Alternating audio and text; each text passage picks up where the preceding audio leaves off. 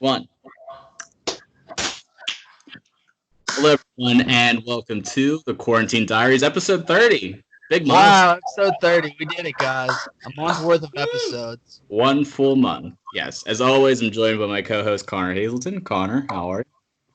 I'm fine. Great. Also, almost as always, everybody's favorite guest, Andy Gianta. Andy, how's it going? Pretty good. Thanks for having me. Awesome. And making a second appearance as a recurring guest. Second? Maybe third? Second. Second. Yes. 2 times. Yes. Colin Henderson. How's it going? Second time on, first with Andy. Hey, Andy. Hi, Colin. How's my room? Saying his It's first great. rodeo. Look good. Yeah, looks nice. It does. Connor, do you have any opening segments for us before we get into the meat and potatoes of this episode? Meat and potatoes. Love meat and potatoes. Yeah, just real quick. So the other day I said we were pro bad boys. Pistons, like that team. Starting to think we might be anti-Isaiah Thomas. He's kind of coming off like a little bit of a bitch, like doing all this backtracking with MJ. It's like, dude, you fucking hate him. Just admit you fucking hate him. Yes. And that's what I loved in the doc when he's going to tell him like what he said about the walk-off. He's like, it's all bullshit. It's like, fuck yeah. Like, that's what I want to see. Like, you still hate each other. Even Bill Lambier. I was talking to Wags about it yesterday. Like, I want to like the bad boys because I like the way they play and they're dirty and nasty. But just sometimes the way that they present themselves now, it just makes me angry. Like, don't go back on what you already did. I loved you back then. Don't make See, Lambier said on like First Take or The Jump the other day that LeBron's the best ever, not MJ. Like, so the hate's still there with him. Like, he definitely doesn't mean it, Kyle, but the hate's still there. I know. No, I know. I like that. I think they struggle with knowing their place. Because, like, they did win 2 ships, so that's pretty cool. Back to back, too. But they're still behind Magic, Bird, and Michael Jordan. I'm pretty sure they're just not cool with being 4th place. And the Warriors and Kobe, Shaq, Lakers, bunch of other teams. Right. I was just talking about, like, that small era right there. I'll save my quarterback visor take for the next episode. We already have too much stuff to do. Yeah, that is a good one. So without Will, we're going to be scaling back on the volume of it, but we still are going to do trivia. I love putting Connor and Andy against each other, and Colin's very competent in sports, so he'll be able to get done here. So we are doing just quick 2020 NFL draft players by college team. So it's the most players from each college. So like the 3 big SEC schools clearly like have some of the most. We're going down and just doing the top 22 because there's a tie at the end. So Damn. yeah. So it's very notable. And This is the whole draft, not like a range of rounds. Correct. Whole draft. It's still pretty much what you'd expect it, but there's a couple. We get 3 strikes. Yes, you do. right. Since this is his first time playing trivia, I think we should go to Colin, and then Andy, and then Connor. Nice. I get the low-hanging fruit of LSU. Yes. Damn. I think they had the most drafted players ever in the draft. I think they tie with Ohio State. 14. That's a lot. Nice. Wow. And Thaddeus Moss wasn't even one of them. I know. Your boy, No. Connor. I still believe. I'll never give up. The Bengals should have just signed him and reunited him with Burrow. Why not? Mm-hmm. These dummies. All right, I'm going to go Alabama. Roll Tide. Alabama is 4th. They didn't show out like they normally do this year. Mm-hmm. They had 4 in the first I was round. going to say, they still had like 3 in the top 15. But I know what Connor's going. See, I don't know if they're going to be in the top 20, but you got to go down with the ship sometimes. I will say the Gamecocks of South Carolina. South Carolina is no way. there. Wow. Are 4, baby, 4. they're 20th on this list. Let's That's gonna be go. tough. If they're on that list with only 4. Yep. That's fucking big time, baby. Yes. I'll go Clemson. Yes, they are 4th. Good for you, Clemson. I Sure. won't miss any in the top 5. The Ohio State University. Yep. Number 2. So Bama's 4, mind you. I thought Clemson was 4. Yeah, which one is it? They could be tied. I'll go with the Florida Gators. Okay. So everybody good through 2. 6 for 6, boys. Clean through 2. I'm going Oklahoma Sooners. Boomer. They just barely made it. They're tied with the Gamecocks. I'm just basing it off their first round picks. I don't know who went after that. Wait, I'm sorry. Who'd you just say? Sooners. Oklahoma. Oh, okay. Notre Dame. They're always like way up there. Yeah. Yeah. They're the 7th team down. All right, Connor. What about the Georgia Bulldogs? Mm-hmm. Tied with Florida. That's where I was going to go next. I got my next one in mind. Uh-oh. Yeah. Just trying to think. Let's go. I'll go out west and take a chance with Stanford. Oh, There. what? No. No way. No way. Is no Stanford. Yes. Get them I can't even name one that was drafted from Stanford. Neither can I. They just, That was a 9-run streak though. It was pretty easy. I But was in my head. I was already thinking Georgia. So when Connor said it, I just blanked. yep, that's the worst. I know. You're like, like, what are the odds he says my team when he does? Right. Well, Connor only picks SEC teams, so pretty likely. Yeah. Yeah.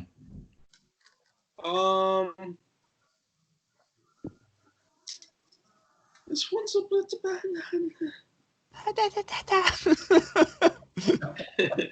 I don't know. I'm kind of torn. I'm gonna go with the Iowa Hawkeyes. Yep. They are on there. They are. And they're still waving to the kids with cancer. They're 13th. God. I will go with the Penn State Nittany Lions. Yep, tied with Iowa. So That Connor was and the one I wanted to say. I have my next one in mind Yeah, I already. didn't even think of them. I just ride the Big Ten train until it's gone. maybe. Sure. Go for it, dude. I'd hate to get 2 strikes already before you guys get 1. I'll go Wisconsin. Yep. They are number 22 on this illustrious list. That's the first and the last. Yep. Hey, Andy. Hey, Andy. It's getting tougher now. I Yeah. got the next one in mind. Oh man, this one.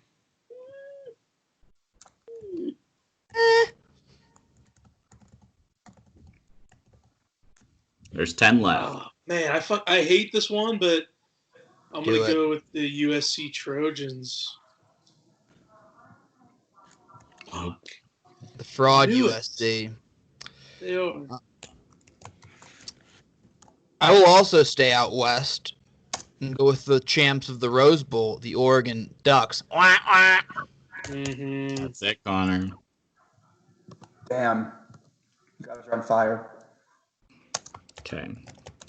I'm going back to the Big 12. I'm going to go Texas. Peace. Mm-mm. No, get him out! Get him out! I want to check a second source. I don't think they're in there. I was Good. thinking, like, I can't name anyone from Texas. Good. Texas is not back. Fuck And this. Devin Duvernay. Oh, yeah. Did that Colin Johnson go? Oh my God, Texas had no one. They had 3. Wow, Yeah, that's players 2 go. strikes for Hank. Dude, they had players go for sure. Oh my God, they had 3. Yeah. Oh, it's not enough. I just Sorry. missed. It's 2 strikes. 4 was the requirement for this list. I gotta stick to more chalk, man. I'm getting too ballsy. Oh, my. I think there's a big one that people haven't gotten. Oh, I'm getting it this next go around.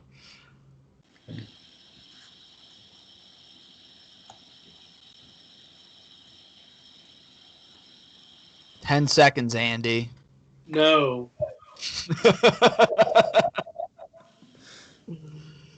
I have no fucking clue.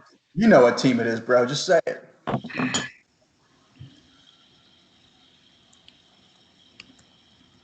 Utah?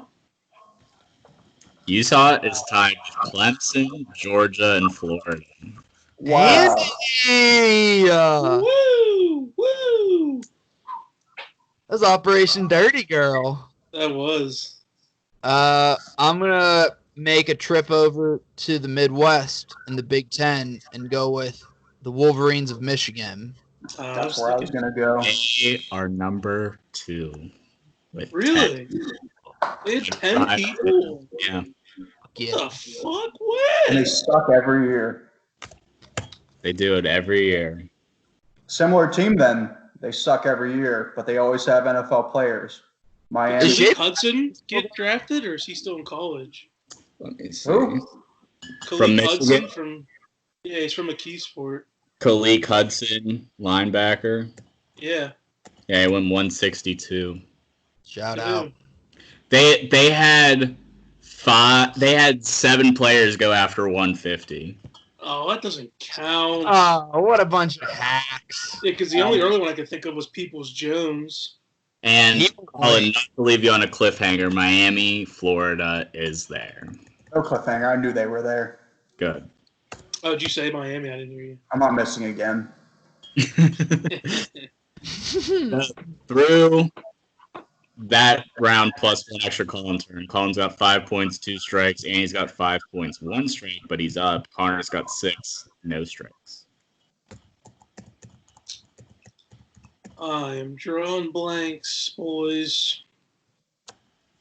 Oh, what about Auburn? That's right, Andy. Nice. Tied with Notre Dame, they have 6. We have to have knocked out like the top 8, right? Yeah. No, we have 1, 2, 3, 4, 5, 6. We have the top 9, 10 still there.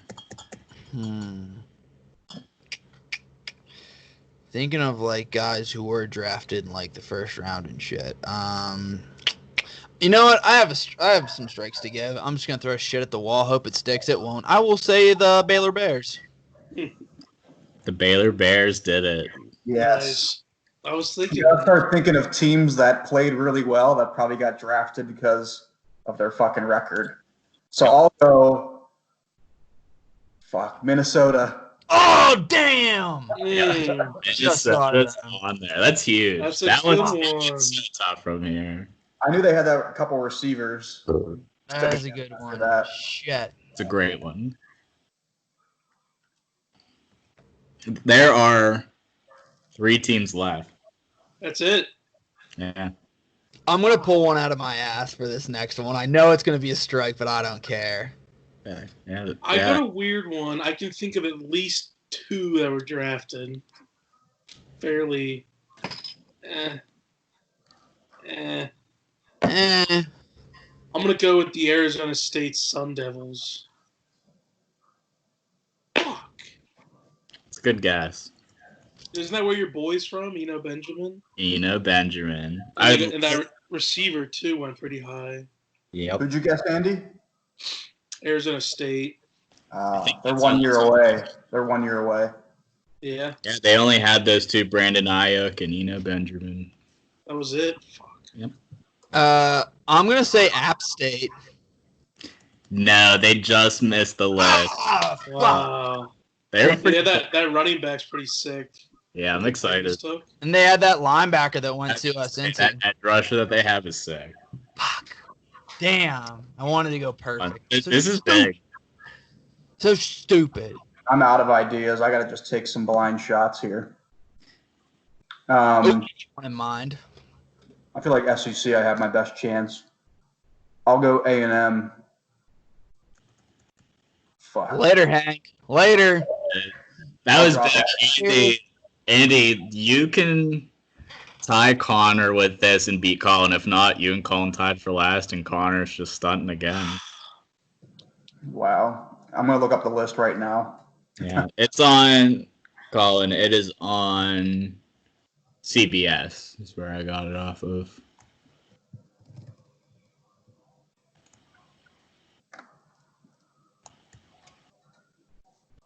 Damn. I have 2 in mind. Good luck. Are One, there- Yeah. So I there's what? really hope Andy The, doesn't. the one's impossible. There's It 3 is. left. Yeah. Oh man. Are they all big schools? No, don't answer. Too many help.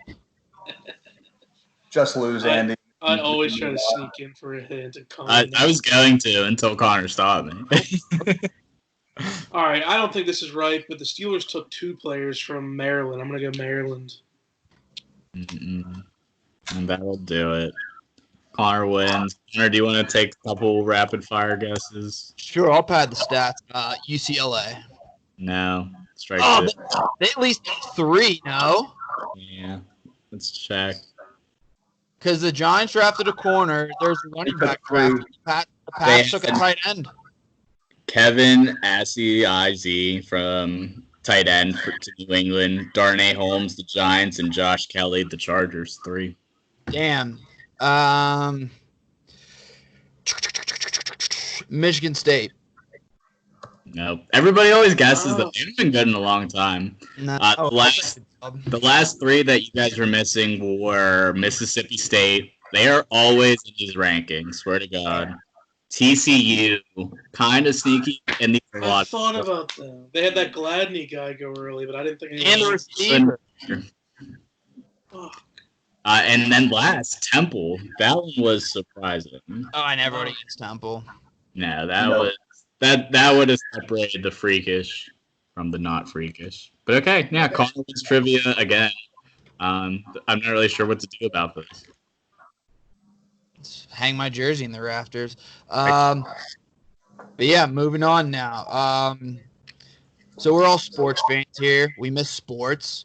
But if you're going to be a sports fan, you have to have the bad with the good. And we're going to talk about some of our worst losses as sports fans, as well as some bad gambling losses thrown in, because we all like to throw some money around and we're all bad at it. So we have plenty of those. I'm really bad at it.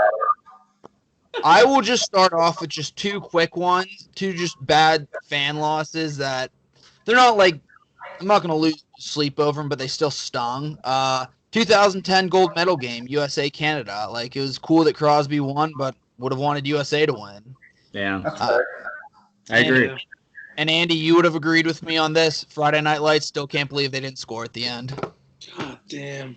That's a good That one. one eats me a lot. Every time I watch it, it's like one of those things when you're Every like time. watching a movie again, you're hoping it's going to be different, but you know it's not. It's just I mean, today's game, there would have been some flags called. They probably would have had another shot. Would have been Yep. some arrests. They were just yeah, they should be in fucking jail. Yeah. Let's kick it to you now, Andy. What's a bad sports we've had as a fan? What do you? Which category do you want to do first? Bad, just fan losses. Let's do fan Yeah. losses, because gambling's kind of funny. That can kind of Alright. lighten the mood a little. Bring us back up before we Yeah, we get. can go to that later. I got 2 words, and this will resonate with a majority of the people that live in Pittsburgh. It's Scotty Reynolds. Villanova Pitt, Elite 8. Was that 08 or I forget. 08, something like that. Yeah. That loss, that was like, I mean, for us growing up, like Pitt basketball was so good, and I think a lot of us were just really big fans, and they just could never get over that hump, and that was the team to do it. I strongly believe had That they was won the that game, they'd probably win the national championship. Like that just, oh man, that I think about that one often. It's still just, it hurts. Didn't I- they hit like a 3 to tie it at the end too, or something like that? Because I remember because there was an inbound play under the baseline. Scotty Reynolds went full court for the layup. So I thought like Pitt tied it up somehow. Yeah, I don't remember exactly. I should have looked into that, but yeah, it was definitely a tie game. I'm pretty sure. Yeah. Came down. So- Sorry, go ahead. No, I literally have a Scotty Reynolds one too. So I think we should be an anti-Scotty Reynolds podcast. I'm fucking Yes. careful. I'm okay with that. Great. Fine with it. Because I'm he not broke, that big of a Jay Wright fan, he to broke be honest. my school's heart the same way he broke Pitt's. I mean, the stakes are a little bit lower, but this was 2010. I was in Mr. Dano's class. Shout out. Shut up. Listener of the program. And RMU versus Villanova was on. And I was like kind of picking my school at that time. And I was like watching the game, and RMU was sick, just like hanging with them the whole time. It was a 2 versus 15 matchup. I And remember this game, dude. Like RMU should have won, right? yeah, no, the refs were like pretty dicking them all game, but RMU was still coming the whole time. They were up like 6 with like 3 minutes to go. They had that little guy, Karan Abraham. He was like 5'5" and just absolutely balling out of his mind. Fun fact: Karan Abraham sat in front of me in psychology, cheated off my test that I got a 90 on, and he still got a 33%. So shout out him. But then at the end, like RMU hit like a big 3 with like 30 seconds left, tie the game up, whatever. And Villanova came down, like did a sick inbounds play, got like a wide open layup. Kid from RMU comes out of nowhere, swats out of bounds. Overtime, Scotty Reynolds like goes off, hits like 3 threes in the first like 30 seconds. We're just like, fuck you, Scotty Reynolds. Still just but never did it. So yeah. Bobby Moe makes that's pretty often, I feel like, man. Like, they're in there a decent amount. Fun is like every single year we do have a pretty genuine shot at being like a 15 or a 16 seed just because Andy Toole's the man and we're lucky to have him. Shut up. I'm tired of losing money to 2 seeds not covering against 15 seeds, let alone losing them sometimes outright. Yep. Beat him into the dirt. Do your fucking Yeah. job, 2 seed. Win by 100. Mm-hmm. yeah. All right. I have a lot of Steelers losses, but I'll start in another sport first. Maybe we'll come back to Steelers. I have so many Steelers. With Should we just all? Never mind. Go ahead. I had a couple others. Should we all just go through ours, or are we just bouncing around? Just bounce around. I like to bounce around. Just Okay. pass. I have the same scenario, 2 different seasons back to back, but when the Pirates were in the wild card, Yeah. Giants. After that first win, man, that I was at, that'll be one of my top fan ones we'll get into later. But the losses, man, not even close losses, just getting absolutely pummeled. I was in right field when Schwarber hit that home run too. I was like It still hasn't landed. Yeah. top seat and it was above my head. I was watching it like this. And like that game was I was miserable. underneath you. I was in they have those seats in the wall. Yeah. I was in one of those. It was a fucking. I don't know how we got him, but same thing, man. Dude, it was a fucking missile. And like I was with my uncle and like he was stoked, like never been to like a fucking playoff game in forever. And we just shit the bed. Yep. I think that was the worst part. Was I went to all 3 as well, and just like dead because we were just getting buzzsawed by like the hottest pitcher in baseball. I was gonna bring that up. Just 2 Well, it's not even like dominant pitching performances. yeah, I mean it's not even like the Steelers or Pens like all right, we lose a playoff series. We're usually back to being competitive the next couple of years. Like with the Pirates, that was it. Like if those games go our way, or if we beat the Cards in 5, we could be looking at a different team right now. It's sad. Baseball's flat right now in Pittsburgh. Might be I another think 10 one of years. the worst- I think one of the worst things ever too was even after the wild card game. Like we had the happy to be there buzz. Like we just made the playoffs for the first time, so like we didn't really have expectation, but we got absolutely fucking shit on by the Cardinals. Was that the Cardinals after when Cuts like went 0 for 28 or whatever to start? They took it to game 5, I thought. Oh yeah, they went to game 5. They almost won the series. I just remember. Didn't we go down 0-2 or something? I think we were down 0-2. No, they were up 2. No, They were up we were 2-1. up 2-1. Up Yeah, 2-1. Blew it at home.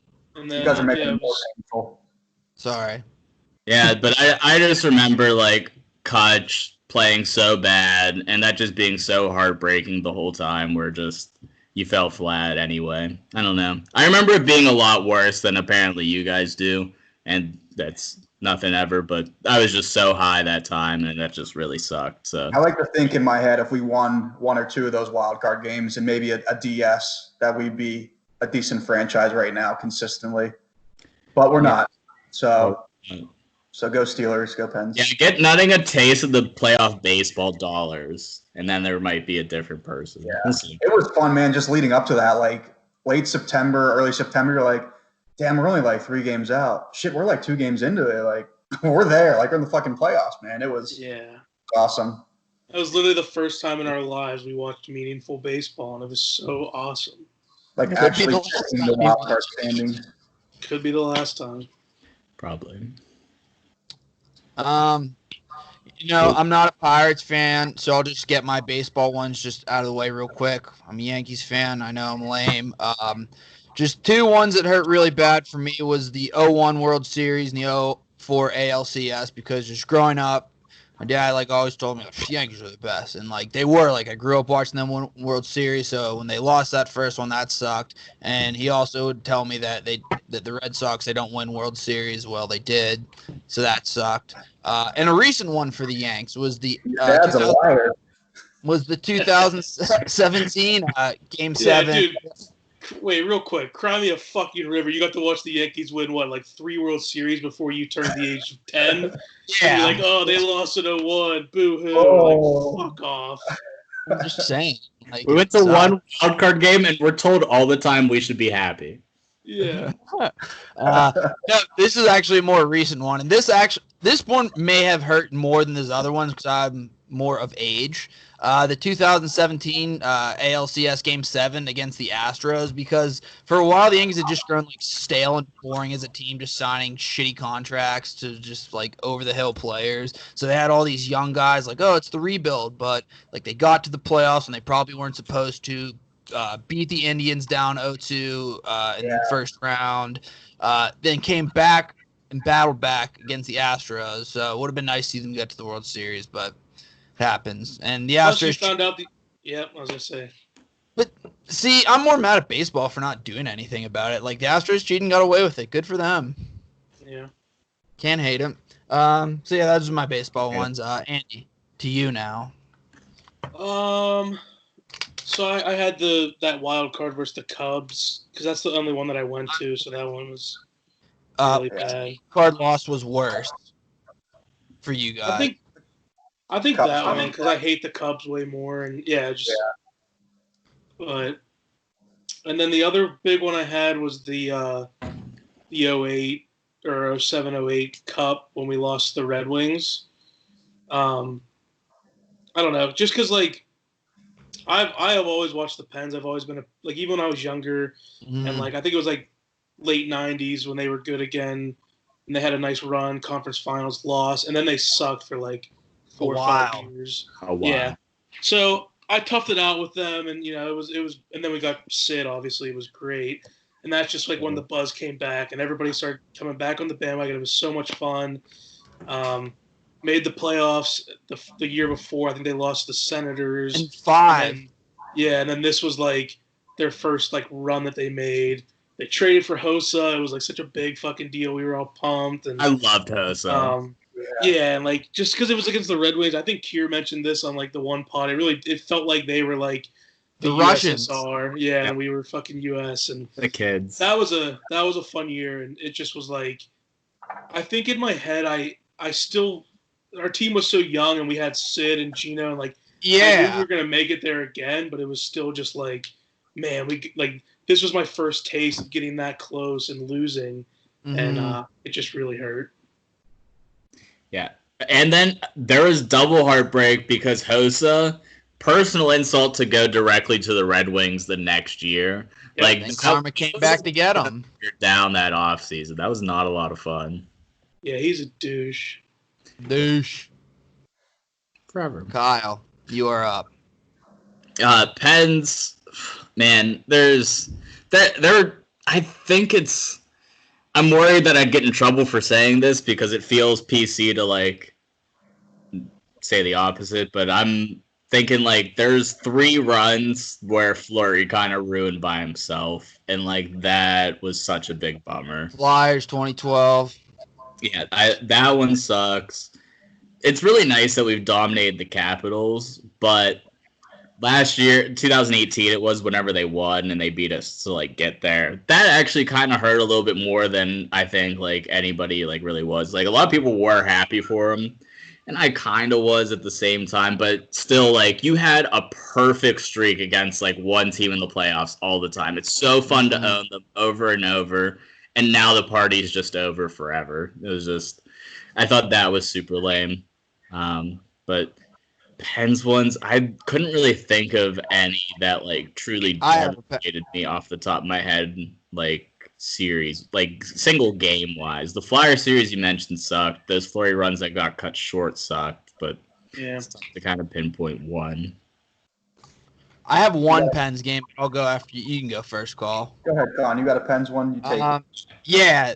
This one to me, because I talked about it with Andy earlier, it was 2013 Game 3 against the Bruins when we had home ice, and we traded for Jerome McGinley. It was the strike-shortened season. Yeah. And I thought we were going all the way that year because it had been a while since we'd had like a decent-ish playoff run, had home ice, and then the Bruins just like, because I was looking at the scores for the first 2 games. The first game was like 1-0. Game 2 is 6-1. So they're just kicking the shit out of us, dominating us.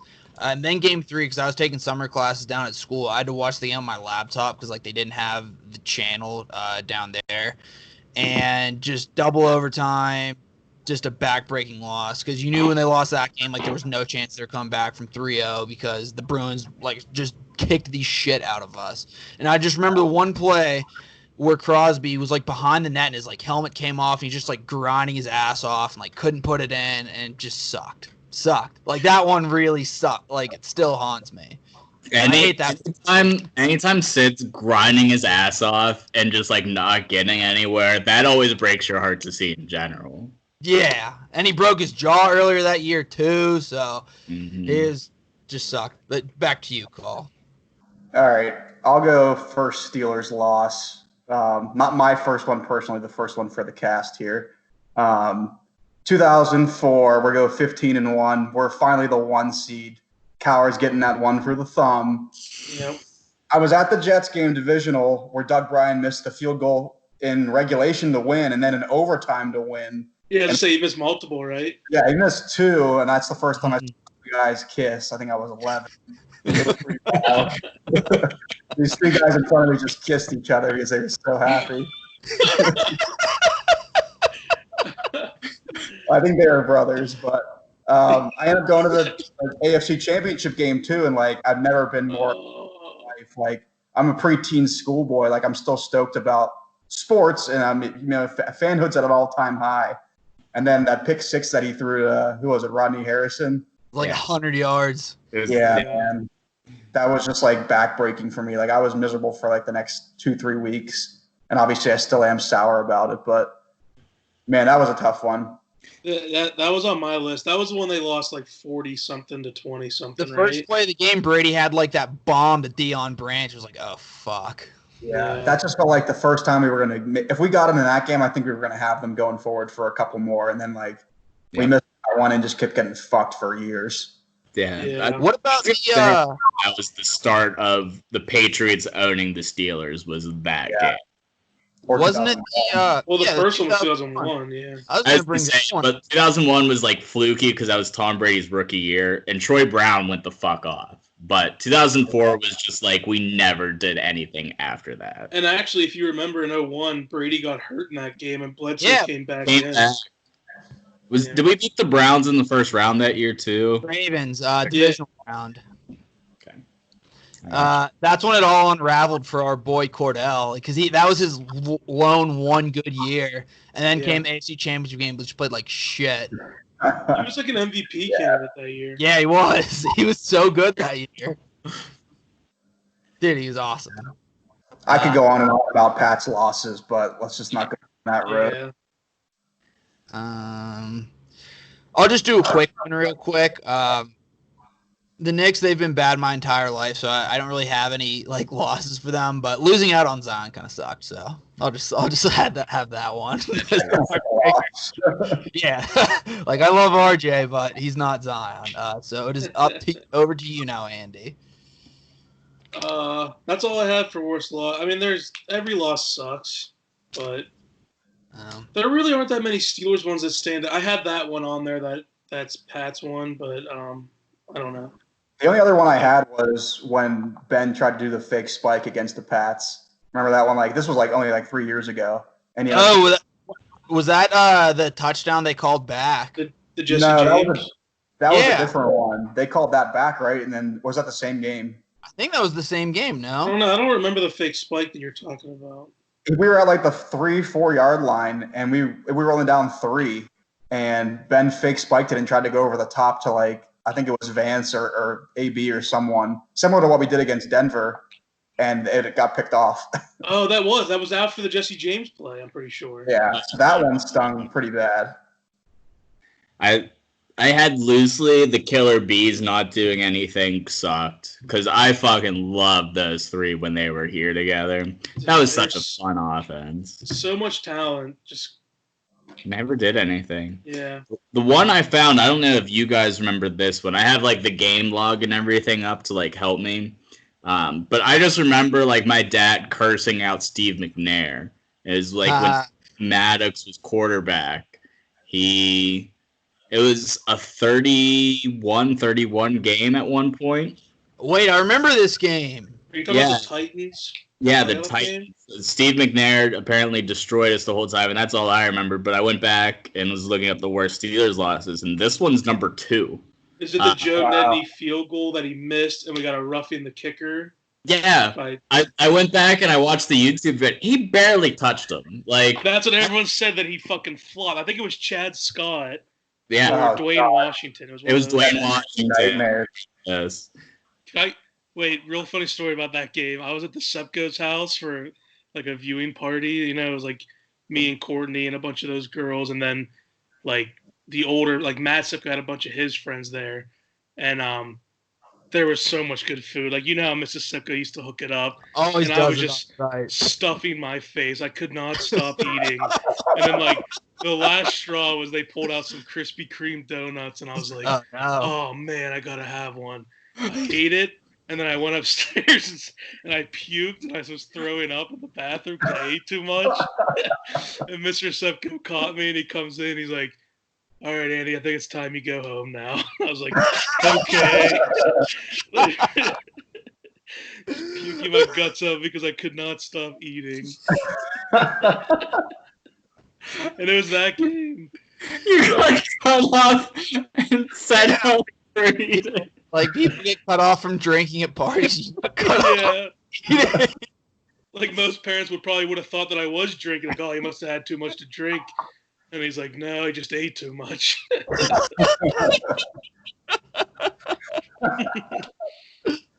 I'll never forget it. That's fun. Who's up now? Is it me?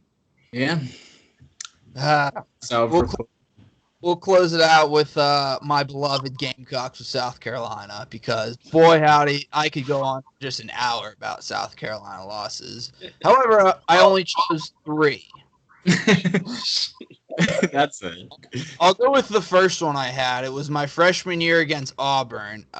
And the backstory to this one was because I go to college, young wide-eyed, young pup, all excited about being at South Carolina, and I think young, dumb, and full of cum.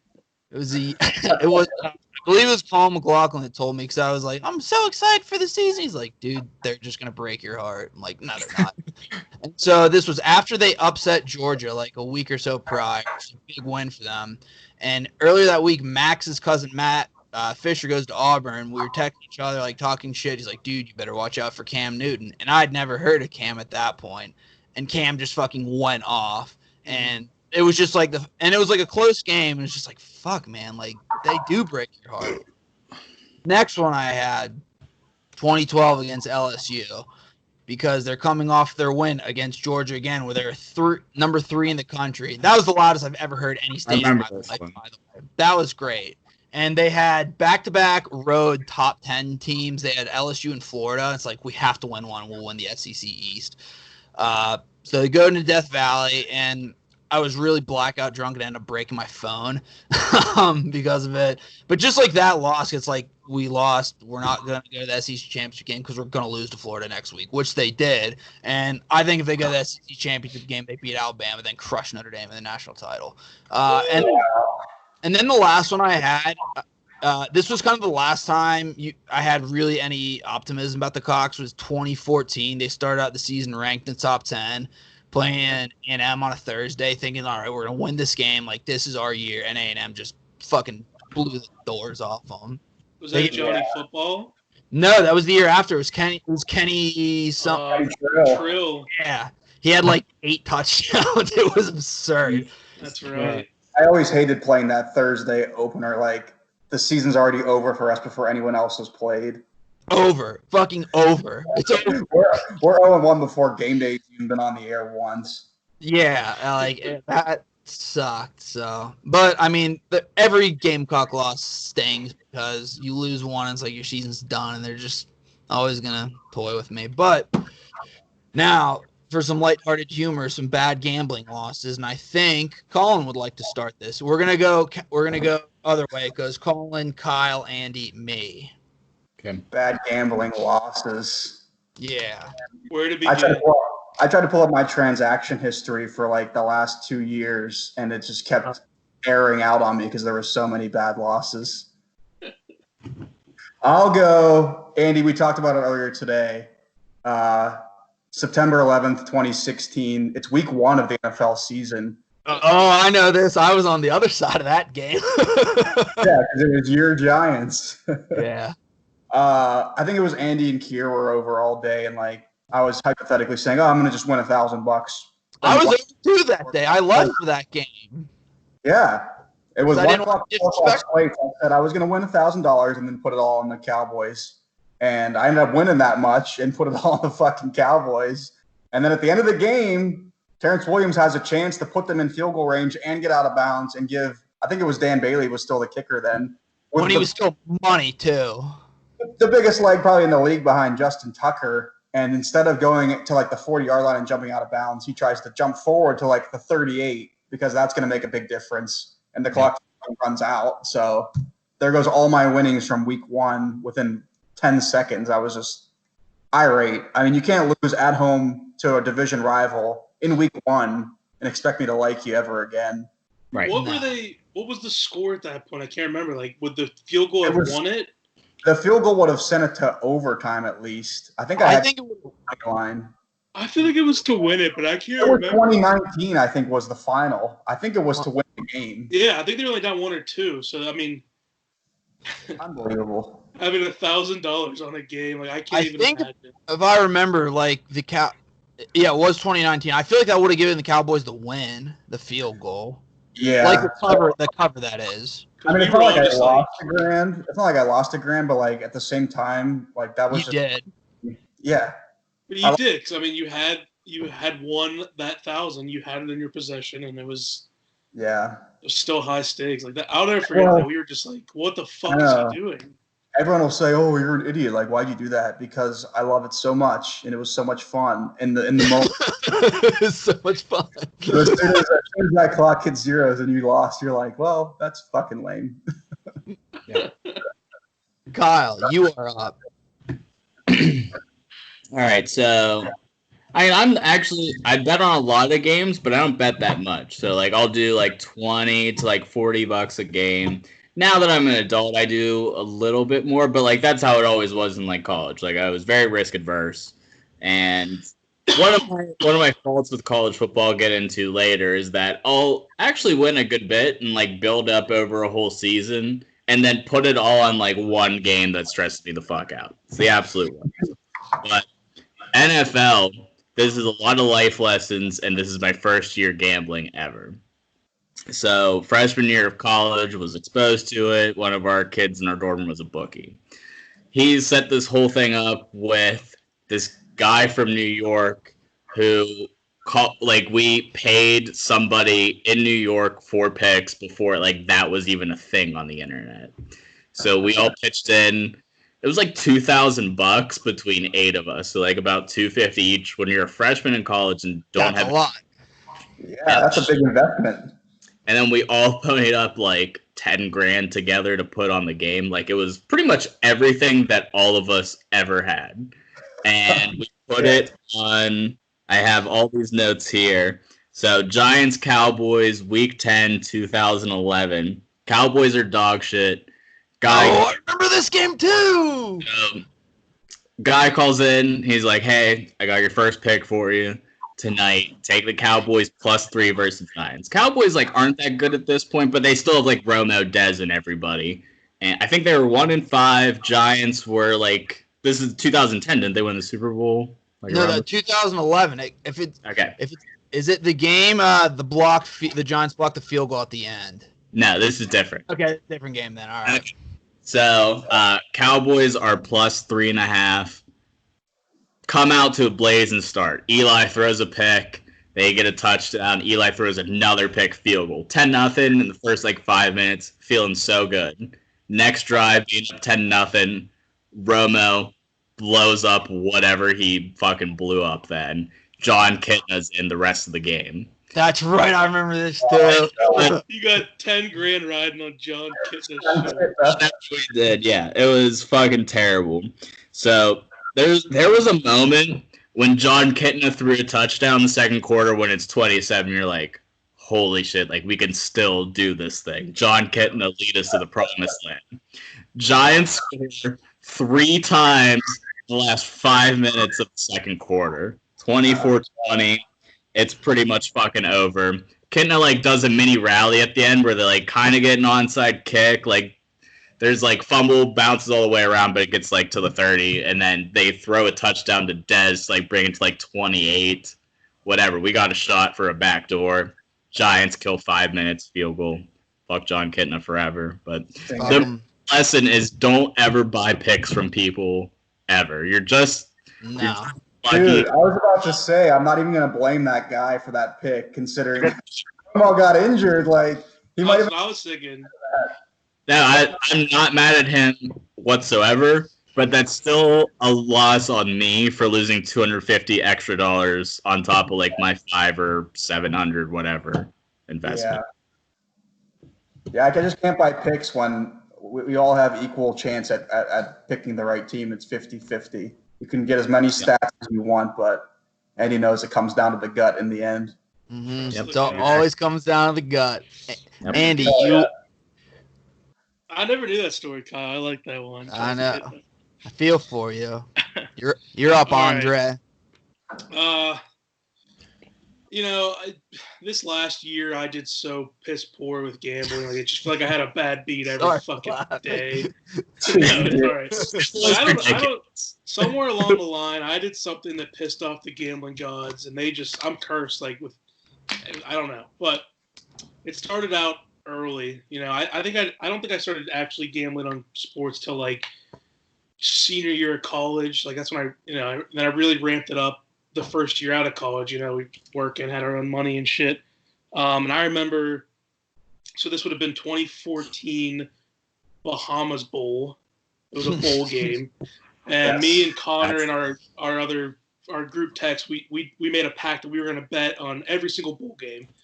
And I'm the same as Kyle. Like I never put a lot on. I do like $20, $30. Like nowadays I'll throw 50, maybe 100 sometimes. So it's not like detrimental, but like this loss, I'll never forget it. It was the most incredible thing I've ever seen. It was Western Kentucky versus Central Michigan. We had Western Kentucky -2.5. All right, they're dominating.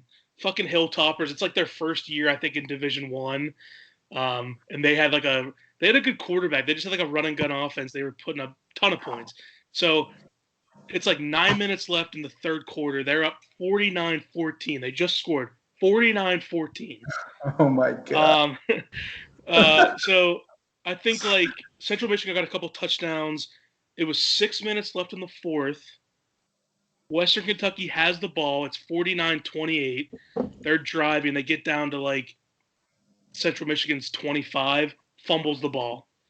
And it's like, holy shit. So there's 6 minutes left, and Central Michigan scores twice. They score, and then 3 and out, score again. So it's 49-42.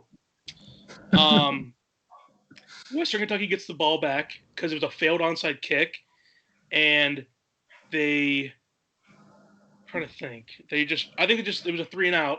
Oh no, okay. They ran it out. They punt it down. Central Michigan has the ball on their own 20 with a second left. 80 yards they have to go. We're like, all right, this is great. Throws up a Hail Mary. It's like a duck. He throws it like 40 yards. He catches it. So they're like barely across midfield. Catches it. They start pitching it, and fucking run it in for a touchdown. And they score. And we're like, holy shit. Like, what the fuck just happened? We're like, okay, this is fine. We're going to go to overtime. If Western Kentucky wins in overtime, they'll probably win by 3 if they do. So 2.5, like, that's fine. Let's do it. No, wrong. Central Michigan decides to go for 2. They don't get it. So they lose the game. They cover the spread. Yep. Western Kentucky blows the fucking lead. And, my God. That's kind of like, that's one of the first really bad beats that I remember. And then that's an all-timer. That is. It's just like, I don't even know how it happened. They should be ashamed of themselves. I won't do this one. I won't do this one anymore, but that was my second Lane Kiffin bad beat. Was pretty much the exact same story as that. But go ahead, Connor. So like Kyle and Andy, don't throw a ton of money around gambling.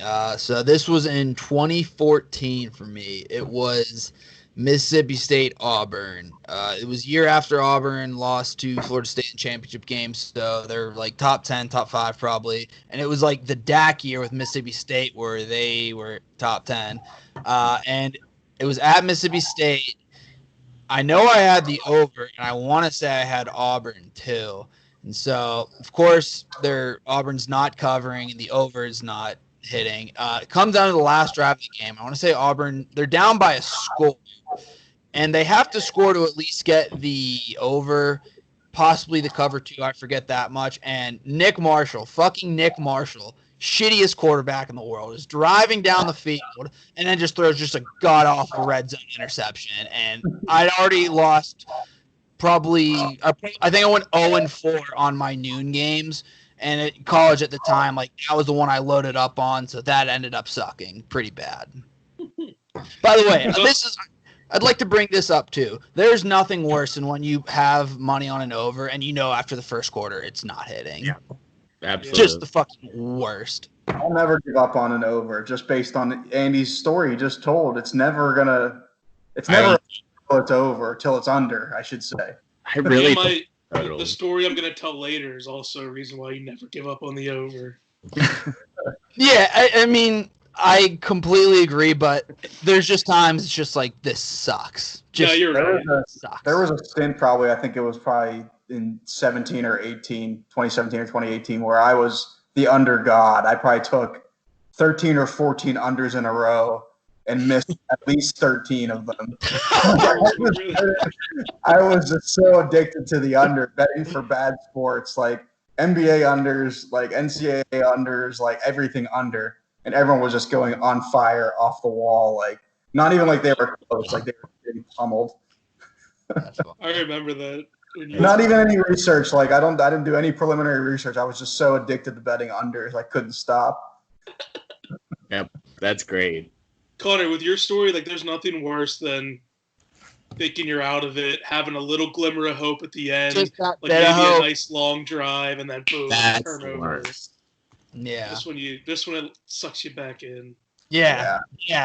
And like I remember Auburn wasn't playing good at all that game, but like then kind of kept it in. It's like, fuck, we might have a chance. Like, nope, Connor, you're an idiot. Hand over your money. Yeah, Marshall's trash. All right, who is up? It's you, Hankster. Me? Mm-hmm. You guys want baseball or football? Let's do baseball. Why not? Let's give baseball some love. All right, baseball it is. Let's go to it must have been 2015 or 2016 wild card. I think it was Jays Rangers. I know it was the Jays. I don't remember if it was the Rangers or not, but I think it was. This was like a game. It wasn't even game 5. It was like a game 3 or game 4, like day game. So I'm at work, like listening to this game. I'm already down big for the week, so I'm trying to dig out of a hole that I've already dug. I'm big on like a 2:00 Blue Jays game against the Rangers, like sitting in the corner of my desk, like with the earpiece in, like listening to baseball, like a total gambling addict. So I took the Rangers. They're winning most of the game. I don't know who was pitching, but they were shutting it down. It's just like 2-1, I think, into the 7th.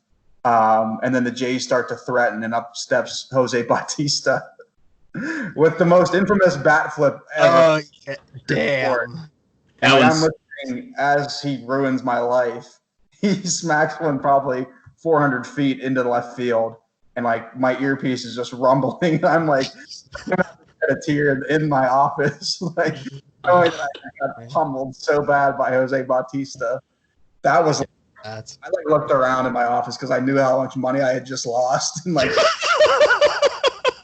no one knew what was going on. That's so true. I sit at a window seat. I like turned around. I was like, oh fuck! Like I just lost money. So that one stung. All right, I'll do two very quick ones, and I'll save my worst one for last. So, just this past year, Air Force versus Boise State, super quick. They were up 30-14 with 3 minutes left. They're minus 13.5, so up 16, feeling great. And so Air Force runs the triple fucking option. They have 2 minutes left on their own 20, just hoping to make it. They uncork their first pass of the fucking game, score a touchdown, blow the cover off. Fucking. Oh, no. Their first pass of the game. First pass of the year. Yeah, fuck that. Oh my god. And then 2, this is probably the most money I've lost in a single sitting. It's not the most mad I've been about a game, but just because the odds were so far against me, it's kind of like I was up a good bit and it all pretty much went away at this point. So Virginia versus UBMC. Guess who hammered Virginia live 8 to 12 times for like $100 a pop each? Oh my goodness. I was just like, there's no way that they lose. So I'm just playing like $100 on the money line, like 1,200, like minus 1,200 early in the game, just deteriorating. And I'm just like, all right, there's no way this happens. Like I'll get like $12. That'll help, whatever. Nope, lose literally my entire bet online account in one sitting.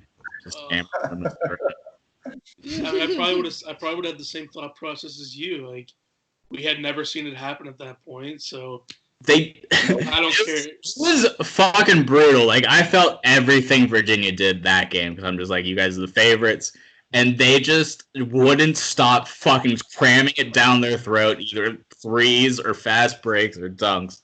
It was incredible. There's nothing worse than a live bet and just watching it come to crumble to your knees. Like, think you know what's going to happen next. You're like, oh, I'll just live it.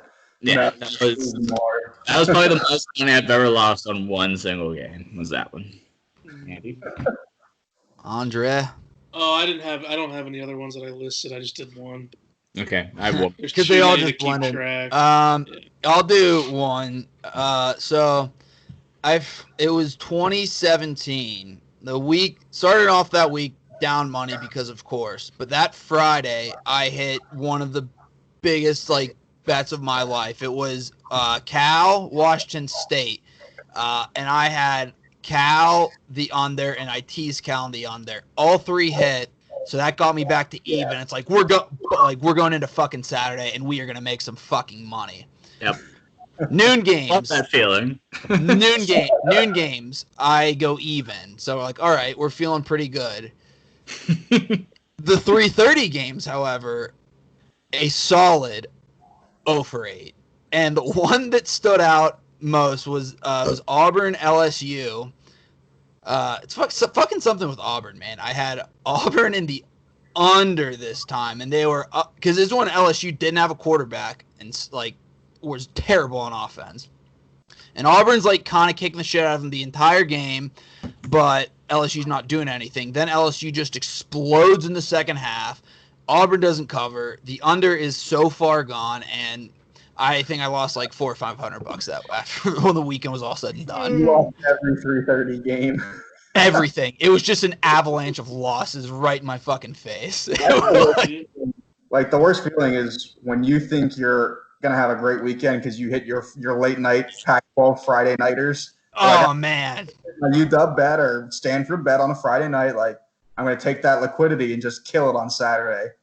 You can't do that because the gambling gods will just punch you in the face. I think right in the face. I think my least favorite in like my early mid-20s was like winning like the 12 o'clocks, the 3 o'clocks, and then spending that money out at the bar and then losing it twice over in the 7 o'clocks. Just the absolute worst. It does feel like it always goes that way. Like I usually do pretty well in the 12s, and then you start getting more aggressive in the night, and you get a little drunk, and then you're hitting the midnight special Hawaii versus fucking Idaho. They always come through. I have a working theory that it's always the prime time games because you're out. You're not really that confident in it, but you're up money like based off the stuff you know. So you're just like, all right, 50-50 shot, throw a bunch. It's on TV. Let's watch it. And then you just fucking don't know anything. That's the key though, Andy. Like the 12, 3 o'clocks, like you're just getting started when you were in college, like maybe having a couple day beers. And then if you win those games, you're feeling good. But as soon as you get fucked up for those 7 o'clock, 8 o'clock, 9 o'clock games, I used to wake up and just be like, how am I even, or how am I down $400? Like I was up 600 as of 3 o'clock yesterday. Yeah. The coming out of the blackout on Sunday, you're never up, Monty. Just ever. No. Do we want to do happy? You want to do good wins as fans and bets now? I have one bad one before. All right, let's get your bad one. Let's get your bad one. This is Lane Kiffin, and I fucking love you, Lane Kiffin, and I should hate you way more for this. But this was definitely one that – so this was one of the culminations I was talking about where you stack up slowly all season, you put it on one game. I decided to do – FAU versus Middle Tennessee State. Tennessee. FAU is -3. They're up. No, that's the one I was doing with Andy. This is the Marshall game. So FAU is -6.5. They score, just cruising all game, 30-16. And Marshall scores a touchdown with like 3 minutes left. No big deal. 23-30. Still good in the -6.5. FAU is getting the ball. There's 2 minutes and 22 seconds. I wrote all this down, checked on the game logs just to do it right. Kneel 3 times, line up to punt with 12 seconds left. Guy takes the punt, runs it out of the back of the end zone. Bill Belichick style. They lose 1 point. Lane Kiffin goes to Twitter after to rub it in all of our fucking faces. This is like 2000. Oh no, Kyle. He's like, that was for the boosters, like talking shit, whatever, blah blah blah. I didn't want to cover. Fuck you guys. And blew literally my biggest bet of the season because Lane Kiffin was spiteful. It was the right call. You can't blame the coach. It was the right call. I guess he just kicked it twice.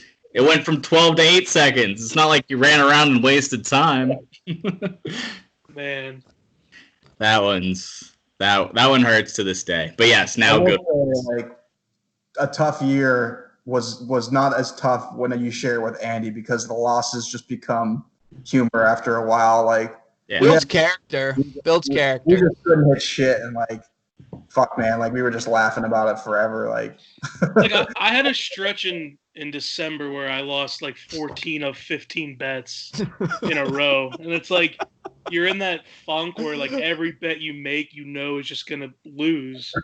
And you just can't help but laugh. Like I told you, like, you would tell us, like, I'm going to pick a bet. And like, you guys just take the opposite. And I was like, no. It worked for like 4 games when you started telling me. Yeah. Like there was I told you, I only bet like, $20, $30, $50. So there was a 2-week span with my bookie that I had to pay him like $1,100. So do the math. I probably lost, I don't know how many fucking bets. Like, it was so bad. I just couldn't buy a fucking win. But I'll never do that. Like, if someone's ice cold like that and they say, I'll just bet this, you take the opposite. I'm like, no way. You got to ride and die together, man. You're a Like, foxhole guy, Carl. You're a foxhole guy. I don't care if you've lost I'll 17. take that. We'll ride the ship together. Yeah. If you explicitly tell me to bet against you, I have no issues doing that, just for the record. That's all. But see, if I do it, I know with my luck, I'll lose. Like, the karma will be coming against me. So that's Well, why. one of my favorite Saturdays was when Dan was over DTB and Cole came over, or was it Owens? It was Owens. And that he had Florida, and he just kept. Florida ended up covering, I think, and he was On the Hail Mary against Tennessee. Shit on Dan right in front of his face. I remember the number that we had wouldn't have covered though. He told Dan, he was like, give us that half point. And Dan's like, all right. And they caught the Hail Mary to cover it. Yeah. Fuck you. Yeah. That's such a good win. That was great. I'll go with, I'll start first with, let's do good gambling moments. Then we'll go to good sports moments. I have 2 good gambling wins. So this goes back to there's 2 ones that were 3, but 2 were in the moment. Anyways, back to the Auburn, Mississippi State weekend. So I'm going into that Sunday, and I remember NFL, I'm down a lot. I call Andy, I'm like, dude, what do you think I should do? And you're like, let her ride. And so I fucking did. And so I just took heavy favorites playing suckers that week. And I had the Packers the year Rodgers won MVP. They're playing against the shitty Dolphins, and Peyton playing against the shitty Jets. And I am so hungover that day, and neither team is covering, and I have to go to like a newspaper meeting because I was writing for the school paper at the time. And so I'm sitting there, like, again, hungover as shit. They're going through stuff I don't care about, knowing I'm going to lose so much more money. Like, I'm going to have to call my parents for money. And this one guy, he has on the Broncos-Jets game. Like, oh, is that Broncos-Jets? He's like, yeah, I took the Broncos. Me too, brother. And I think the Broncos were like 9-point favorites, and they were only up like 3 or something. And so it's at the end of the game, Jets are pinned in their end zone, and there's almost Geno Smith almost like fumbled the ball in the end zone, and Broncos almost dove on it but couldn't get it. So I'm like, fuck, how will you not get that? Then Geno Smith threw a pick 6, so they covered, which was great. But then shortly after, Aaron Rodgers threw a touchdown at the last second to cover both games at the same time and put me in a real good mood, which was fun. Yeah, that was special. I need to get me back. And my other one, it was 2015. Again, something with Auburn. Louisville. It was the game in Atlanta, like the whatever opening they call the opening game in Georgia is. And I had the over. And for a while, it was just not hitting whatsoever. And that was Lamar Jackson's first game. And his first pass was one of the worst interceptions I've ever seen. Like, who the fuck is this asshole? And the game started to turn for me when Auburn had like a huge fumble recovery for a touchdown. I'm like, all right, like here's where we turn this around. Yep. And so I need LSU to score a touchdown to get the over because Auburn was up like I think 10 or something. If they get the ball back, they're just gonna kneel it out and I'm fucked. And I called Jimmy. I'm like, Jimmy, like I'm not sure if I'm coming out that night. I need this over to hit. He's like, oh, I told him the details, so he like hangs up, starts watching the game. It's like 4th and 8 for Louisville. Lamar Jackson calls a QB sneak, his own number up the gut, gets the first down. Like, what the fuck, man? They end up scoring a touchdown with like no time left to give me the over. So I needed that. That's awesome. Yeah, like I'll never forget Lamar Jackson, 4th and 8, just like nope, running the ball. I'm like, what are you doing? And it worked.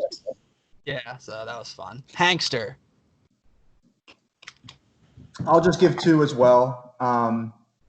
2 of my favorites, I guess, that I had, both recent actually as well. 2019, I guess. Yeah, it's only been a year. Masters tourney, Tiger coming off the tour championship from 2018. I put a nice feeler out on him for the Masters in 2019. Not only sweet to watch him win, but it was also sweet to just win cash as well while he was doing it. Yeah. I was so stoked on 16 when he pretty much almost put in the hole, and I knew that the tournament was over at that point. I was never happier to win a bet like that.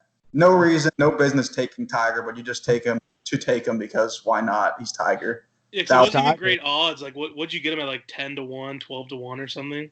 He was like almost 20-1, bro. I feel like he was up there. Like, I think he was 20-1.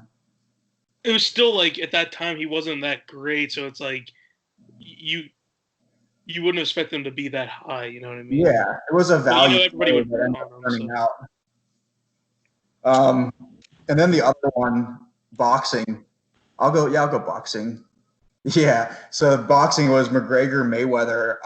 I bet the exact round and how the fight would end. Hell yeah! That was one of my favorite bets because that has no business ever hitting as well. It was like 35-40-1 for I think it was Mayweather in the 10th with like a TKO. Yeah. And I was never happier because we were drinking at the house. It was late, and they called the fight in the 10th round. I was just going insane because I knew I had that round. So a big W as well. That's fun. That was crazy. I don't think any of us understood the magnitude of it. I don't think I realized how big the odds were for that. But that was right. Yeah, those are two just blind bets that end up working out. But the overarching one, I won't get into detail, but nothing's better than tailgating for the Steelers games and camaraderie betting with everyone in the parking lot Steelers money line. It's just my favorite bet. See, and this is a philosophical thing that I completely agree with you with. I bet on things that I want to want to happen because it feels so good to have the things you want happen and win money. It's just it's the best. It really is. Me and Andy are on the total other side of that. Yeah. Andy swayed me to think like him. Him. Yeah. I played for the win-win situation. Yep. Now, I see merit in both sides, but man, that upswing whenever you hit that for the Steelers, Pens, or Pirates, fucking incredible. It is a great feeling. It's more of a superstition for me at this point. If I bet on my team, they'll lose, so I can't do it. It's 100% proven fact. Yeah. Yep. So my favorite wins there's just three brief periods that are super quick. So that Giants loss that I had all that money for it because I bet on Mike Vick's first game back from prison playing for the Eagles when he balled out at home for 6 fucking touchdowns. Wasn't that against the Redskins? Yeah, and he uncorked that 78-yarder to Jackson that first play. Oh my god, that's just we won our money on the first play instantly. We're we were right, he's fucking back. And then slowly stacked up with Brandon Weeden and Justin Blackman. That's my favorite duo to bet on ever, 2010, 2011. I owe you guys so much money in my life. So love you there. But the best 2 individual wins, super easy. One, in a big hole in 2011. The other game's 2010. 2011, Matt Barkley's Trojans with Marquise Lee and Robert Woods. At the time, the scariest duo ever. I was down $500 to a bookie. Big deal at the time because, again, only $20, $30 a game better. You're 19. Yeah. Double or nothing on Barkley winning that game. Come out 50-0 USC over UCLA in the Pac-12 championship. The whole time, fixed all my problems that whole year. Felt great. A nice sweat-free victory. That's great having those wins where your team you bet on just fucking comes out guns a-blazing and you don't even have to watch the game. You can go through the shit. I don't know what it's like. Maybe one day. That's probably number one feeling is when you don't have to worry about a bet. Number 2, a very close second, though, is the second game. Andrew Luck versus Matt Barkley, round 1, 2010. That's the triple overtime game. I see it on every top 10. I was all over UCL, all over Stanford that game. they were minus 3.5, just some number to fuck you up. They tie it up with like 30 seconds left. You're just like, God damn it! Like now it's over. Blah blah blah. Ends up no, they're minus. Sorry, like 7.5. Stanford is. So you're like you're fucked in overtime because even if they score down, you lose. No chance. Yeah. Makes it to triple overtime, so you're required to go for 2-point conversions. USC goes 3-and-out. Stanford gets the 2-point conversion up 8. They won 56-48 at the end. I had to look that one up. But shout out Andrew Luck. Fucking awesome. That's going to be a problem for others, but those are the two best wins. Is one, whenever your team comes out and blows the absolute doors off. Two, the game you've already punted on and you're kind of just watching because it's a good game and you've already let go, and then you somehow miraculously come back and win. Those are two of the best wins. Andrew. Okay, so before the grand finale, I had a couple I've had some pretty good luck with futures bets and golf bets. I've hit I probably hit like 6 or 7 golf bets in the last 2 years. I hit like an Adam Scott one that was like 40-1. I hit Molinari when he won his 2 majors. Wow. He was like 35. Those are pretty solid. Those are. I had Kyler Murray to win the Heisman at 22-1, like beginning of the season. And UVA when they won the national championship, that was like 20-1. So I don't know. I've hit on some of those. I don't really know how. I just kind of like follow people on Twitter that like will say something. And I'll be like, oh, that sounds pretty good, and then fucking do it. It works. But the best one I ever had. This guy, his name's Mike Bercovici. He played quarterback for the Arizona State Sun Devils, and I will never forget him because of this night. This would have been the 2014 season. So I just graduated. I was living at home, and I was home alone one night. It was a Saturday night. It was Arizona State versus USC. I took the over. The over-under was 66 points, right? At the end of the third quarter, USC was up 20-18. So we needed 28 points in the fourth quarter, which is like doable, but at that point you're like, all right, it's not looking good. Yeah. USC scores early. They go up 27-18. I'm like, all right, there's a chance. It was like 14 minutes left. Drought. No points for the next 10 minutes. 4 minutes left now. So it's 27-18. We need 3 touchdowns. USC has the ball. They're just going to run the clock out, right? Bust out a 50-yard touchdown run. Boom. We got 2 more touchdowns. There's like 3.5 minutes. I'm like, oh man, I'm getting fucking nervous. Like this has a chance.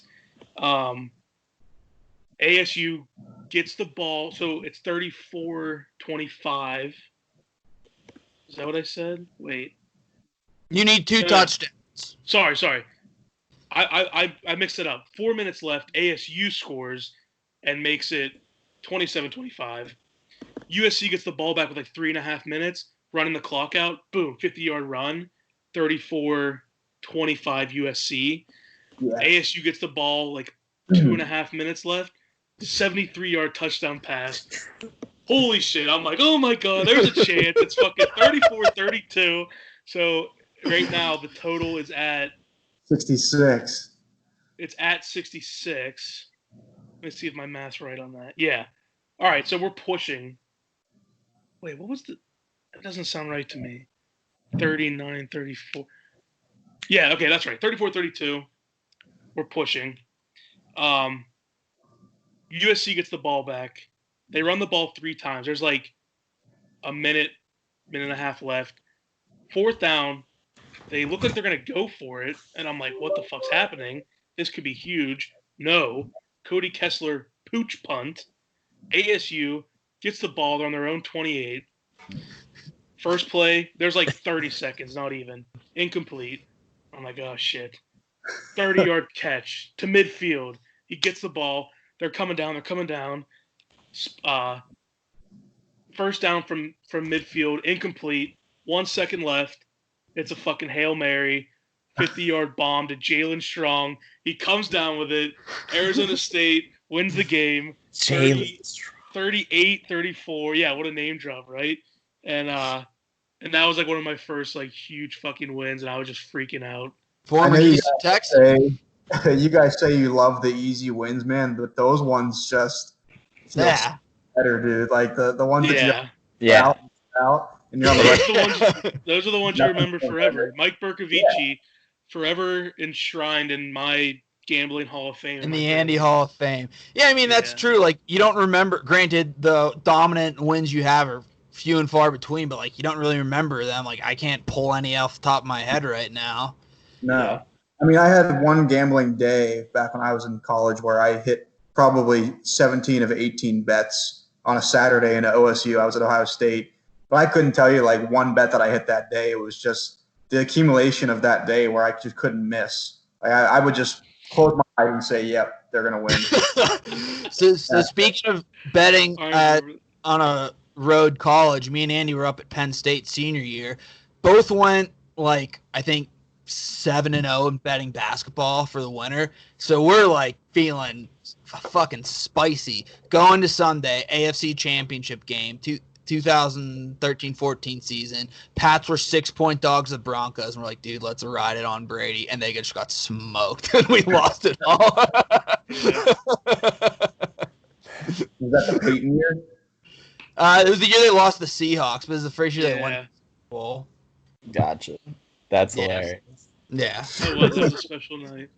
That's all you can ask for is have some liquidity and be able to play with house money and maybe go a little bigger than you normally do on a special game at the end of the weekend. And if you come out even, that's a win. That's all I can ask for.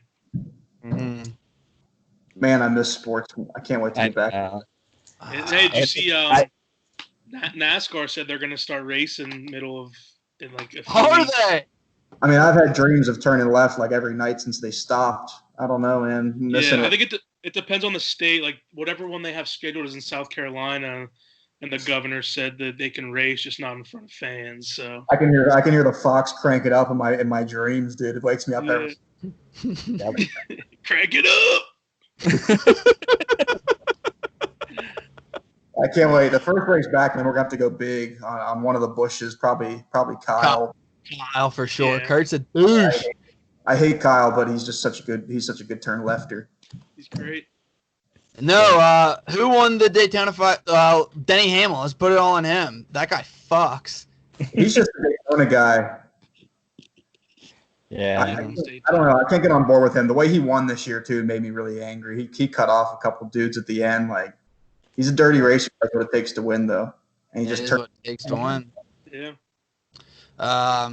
So I guess before we go, let's just close out with one great sports moment we had as fans. I'll say since South Carolina's never going to win a championship, I'll just say this one, and it's special because Andy was also there. That 2014 season, and Colin was there too when they beat Georgia because they just had the loss to A&M. It's like, you know what? There's still hope, just got to run the table. But, like, you lose that game to Georgia, like week 3 or whatever. It's like season's actually over. No point even watching. And it was a really good game, and they won and made me happy to be a Gamecock fan. But then they lost, like, a couple weeks later, so that sucked. But that's just one just off the top of the head.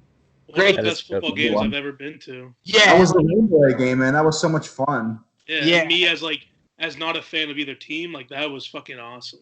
And my favorite part was when there was like a bat because they get South Carolina student section. They give us towels. Well, they give everyone towels to wave. There was like a bad call made by the refs. It was on an interception South Carolina threw, and they said there's like a chop block or something by South Carolina. And then there's just a wave of towels that came on the field because everyone was just chucking at the ref, which was fun. All right, Call, you're up. I'm gonna go last because I want to see where Andy and Kyle go first. Andy, you're up. I can pick from. All right, I'll just do one. I think, the first Super Bowl that we got to see the Steelers win. That was my first Pittsburgh sports championship of my lifetime, and then I actually thought about it was the only championship I ever watched with my dad, so that's pretty special. That was just awesome. That was our first taste of like a fucking championship. It was amazing. Dennis's goodbye, like he was my favorite player, and I look back on that. That was a pretty special day for me. I was so superstitious that season. I would have parties every game of the playoffs. So like the first wild card game, I think we beat like Cincy or something like that. I had like Yeah, that was the chemo game. yeah, I had all my friends Yeah. over, and then like I couldn't stop having them over because I was afraid we would lose. So like they came over for the Indy game, the Denver game too. Like I had to keep having friends over. It's Which, so by the funny how way, they people would do have that. lost. They would have lost if you didn't have your friends I over. know. Just saying. Speaking of Fact. superstition, like that during the Super Bowl, I remember because my parents had like some people over. It wasn't anything crazy, but I remember the Parnells were there, and me and Andy were sitting on the floor, and they have like cupcakes, and like the top of the cupcake will be like a football ring that you can like put on. Oh yeah, Yeah, but I'll never forget this. I love I the was eating. cupcakes. Oh yeah, I was eating one of those Great. cupcakes, and I had the ring, and like I dropped the ring, and it fell on the floor in front of me, and like literally 2 seconds later, Willie Parker busted out his 70-yard touchdown run.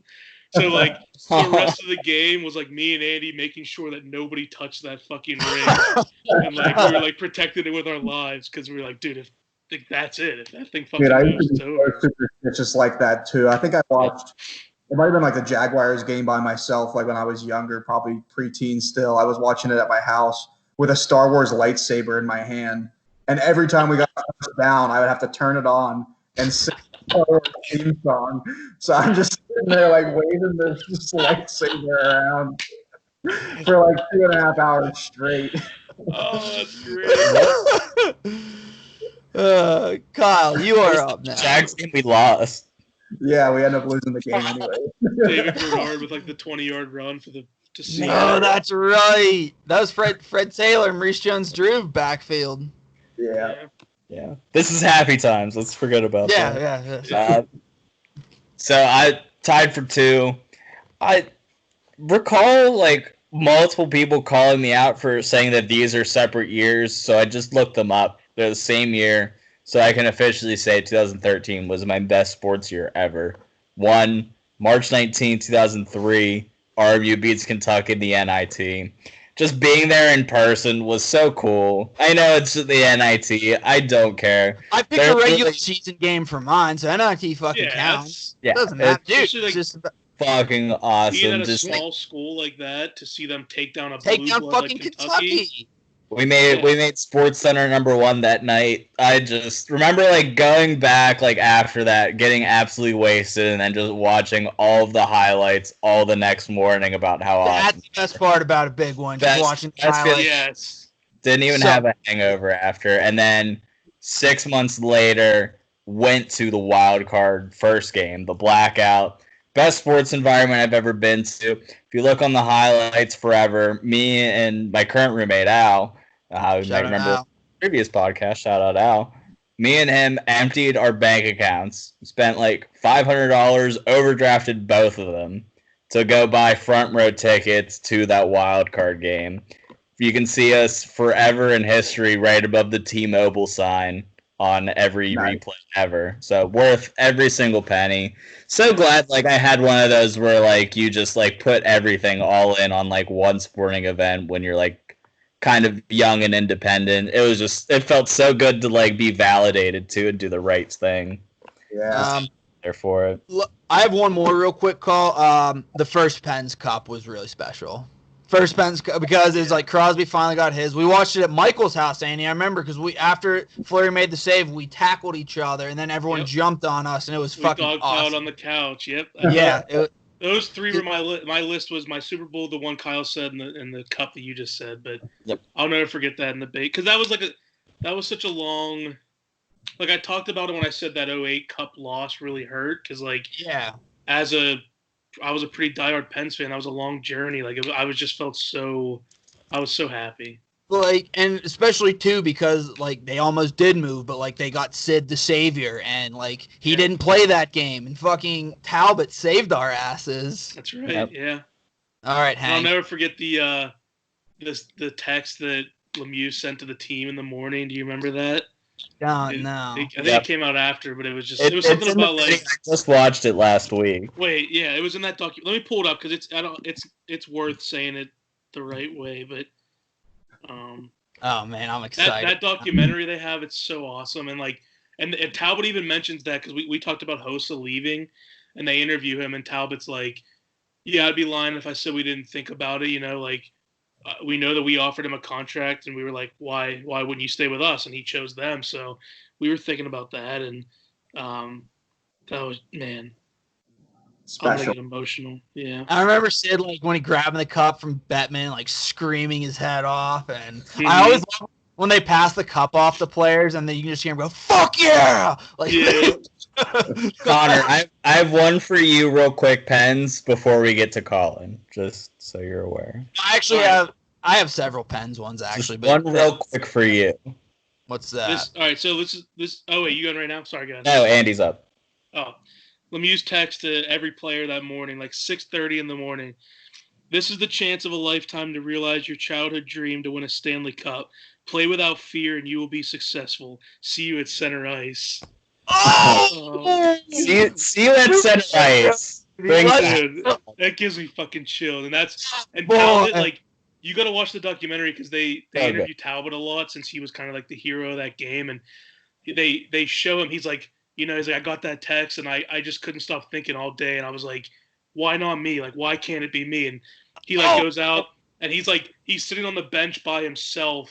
There's nobody in the arena. He's just sitting there staring at the ice, and he's like, why not me? And he comes out, he gets the first fucking goal, and oh my god, I'm gonna cry. Fuck yeah! Hey, All Connor. right, wait, sorry. Real quick. Yeah. The two loudest times that I've ever heard Console Energy Center. Number 2 is Jordan Stahl's shorthanded goal at Game 4, Red Wings. What is number 1? Empty netter. Carl Hagelin, empty netter, Tampa Bay, Game 6. It was Game 7 East Finals 2016. They're up 2-1. Yep. They scored an empty netter with like 20 seconds left, but they got waved off because it was like offsides or something. But when he scored, fucking erupted. That was nuts. Never heard the place louder than that. But I'm glad you're Hagelin, you said? Yeah, Hagelin scored it. I remember that. The Capitals Game 6 that year. Because we didn't cover that game together, but we've both independently talked about that was the loudest we've ever heard anything. And that wasn't even a series clincher because that went to Game 7, didn't it? Yeah. Oh, it was a series clincher. No, because we were down 3-2 to the Lightning. Mm-hmm. We went on the road in Game 6, and that was Game 7. Oh, you said that was Game 6, so which one is it? I don't know. Either way, that series went Game 7. I said Capitals Game 6 when we beat them in overtime, and then... Oh, you said Lightning. I did say Lightning. That's my fault. Real quick, my apologies. All right, Hank, speak now. We've been taking up your time. I don't even want to talk about a game anymore. You guys brought up so many good ones. I'm just going to say, for the record, not that I don't like the Steelers equally, but going to a Pens playoff game, I think, has a different atmosphere feel than, like, anything. I mean, if it's like I was at Game 7 against the Sens, like, that. Same. Anything. An arena like that sends, like, goosebumps down your spine, man. And, I mean, the Steelers have the same effect, but, like, it's a more intimate atmosphere when you're at a Pens game, and like when it's closed in like that in a dome, it just feels electric 100% of the time. So awesome. If you're at a Game 7 or like a Game 1, like Stanley Cup, Eastern Conference Finals, like the place is going nuts. Like I remember going to Caps games when I was younger, like Caps playoffs games, and we would always win those games. So like you hated them and we're coming out on top. Like it was just jubilation all the time. I loved it. So great. The only Steelers game I had was it's not even that big of a game. I guess it was because we won the division on it. But Christmas Day when AB reached across the end zone was pretty awesome. Fuck yeah. It was pretty much like he had to get in and we were losing, and like he ended up pulling it across the goal line. So I was stoked. I actually have a quick Steeler one too. It wasn't any important, and I only remember this because it was Andy's Twitter profile picture. The game Charlie Batch started in Baltimore. I think it was like 2012, and they kicked like a game-winning. Steelers kicked like they had no business being in that game, and they kicked the game-winning field goal. And like after the field goal was made, like Batch was hugging Ben on the sidelines, crying because like I think he knew that was probably gonna be his last game. Do you not remember that? I do remember that was my Twitter picture for a while. Oh yeah, I forgot about that Twitter picture for a while too. I love that. I just remember like Charlie Batch was so fucking emotional. It was just like a regular season game. I don't even think they made the playoffs that year, but it was still cool to see. It's like old Chuck Batch still has He's it. such a good backup QB. He's Best the backup best QB of all time. Just any like Baltimore win, Caps win, and Flyers win, it's always going to go to the top of my list every time. Like that just feels different than anything else. Yeah, that AB one. Yeah, especially because it was the Ravens. Like that was. That's why. It definitely. I'm pretty sure time expired. Like he did have to get in. Yeah, like he was either going to get in or going to win, or that was it. Yeah. That was. Well, guys, this was a fun episode. I greatly enjoyed this. We relived some of our old battle scars, swapped war stories, and ended with some good high notes. I just can't wait till we get into gambling season, man. This group's I think I'm actually gonna cry when sports come back. Like I'll be so happy. Get back into I here. don't even care if fans can go or not. Like, yeah, it'll be different. I want fans there, but just sports being back is just like something live to bet on. That's it. That's all I want. And you got the Israeli basketball leagues if you're really feeling itchy, but maybe I don't know anything. Like that's part of the allure is like pretending you know something, pretending you have an edge for like. Real quick, I bet on the draft last week. I didn't do very well, and like I was so desperate into the weekend. I ended up betting like an esports game that I had no idea. Oh, Hank. Will's been betting League of Legends on DraftKings. Oh man, it's low times, guys, but we're almost out of it. I hope. All right. Well, yeah. it was fun. Kyle, I'll see you whenever our next episode is. Colin, hope to see you soon. Andy, Saturday, we'll see you. Saturday. Later. Thanks for having me. Goodbye, everyone. That was a great one. Great episode.